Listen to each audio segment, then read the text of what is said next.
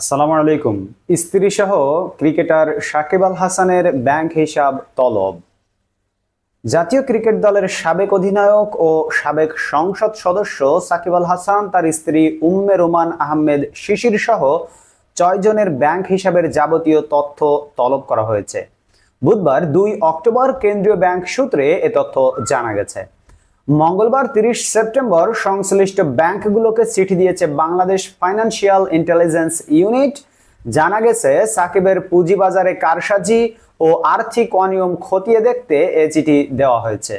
Share বাজারে তালিকাভুক্ত company Paramount ইন্স্যুরেন্সের শেয়ার নিয়ে কারসাজি করে সিকিউরিটিজ আইন ভঙ্গ করায় গত ২৪ সেপ্টেম্বর বিএসইসি সাকিবকে ৫০ লাখ টাকা জরিমানা করে।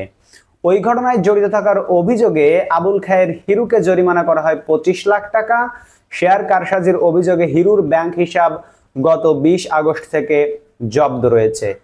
আরো যাদের ব্যাংক হিসাব চাওয়া হয়েছে তারা হলেন আবুল খায়ের হিরুর বাবা আবুল কালাম মাদবর, হিরুর ভাই মোহাম্মদ বাশার, বোন কণিকা আফরোজ ও ব্যবসায়ী মোহাম্মদ নাজমুল বাশার খানের ব্যক্তিগত ও ব্যবসা প্রতিষ্ঠানে ব্যাংক হিসাবের তথ্য চেয়ে চিঠি দেয়া বিএফআইইউ।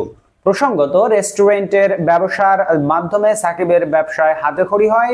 এরপর পুঁজিবাজার, বিদ্যুৎ কেন্দ্র, প্রসাধনী, travel agency, hotel, event management, কাঁকড়া, কুসের খামার সহ বিভিন্ন খাতে বিনিয়োগ করেন তিনি। সবশেষ যুক্ত হন ফুটওয়ার ও ই কমার্স ব্যবসায়। মোনার্ক মার্ট সাকিবেরই ই কমার্স প্রতিষ্ঠান।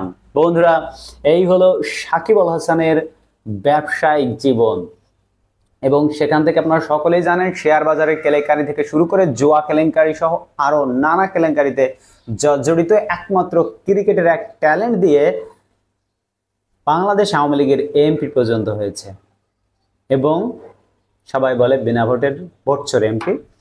সেই সাথে এমন কোনো আকাম নাই এই মহামান্য ক্রিকেটার, তার বিরুদ্ধে সেই অভিযোগ নেই। আপনারা আপনাদের মূল্যবান মতামত কমেন্ট বক্সে জানাতে ভুলবেন না। দেখা হবে পরবর্তী ভিডিওতে অন্য কোনো খবর নিয়ে। সেই পর্যন্ত আপনারা সকলে ভালো থাকবেন। আল্লাহর রহমতে এখন বিদায় নিচ্ছি। আল্লাহ হাফেজ। প্রিয় দর্শক এবং শ্রোতা, আমাদের চ্যানেলটিকে সাবস্ক্রাইব করে রাখবেন। ছোট চ্যানেল, আস্তে আস্তে বড় হচ্ছে। আল্লাহ হাফেজ।